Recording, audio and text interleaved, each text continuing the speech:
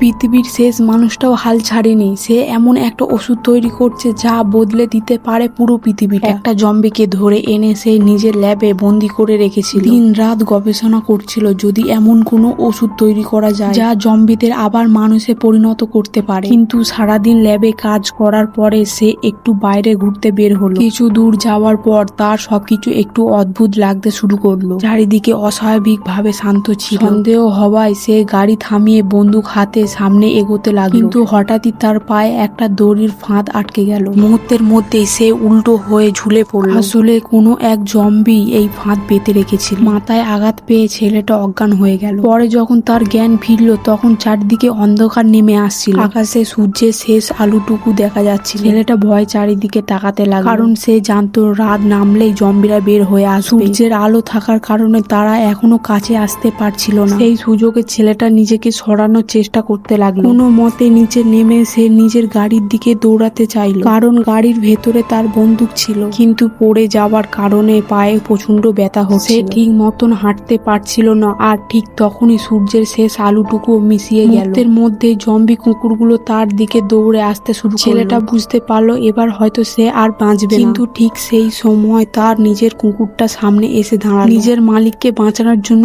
সে zombie কুকুরগুলোর ওপর ঝাঁপিয়ে পড়লো। ভয়ঙ্কর লড়াইয়ে ছেলেটার কুকুরটা গুরুতর আঘাত হয়ে মাটিতে পড়ে গেল। এখন কি ছেলেটা তার প্রিয় সঙ্গীকে বাঁচাতে পারবে নাকি এবার সবকিছু হারাতে চলেছে? জানতে হলে পরের পার্টটা অবশ্যই দেখো আর চ্যানেলটাকে সাবস্ক্রাইব করে দাও প্লিজ।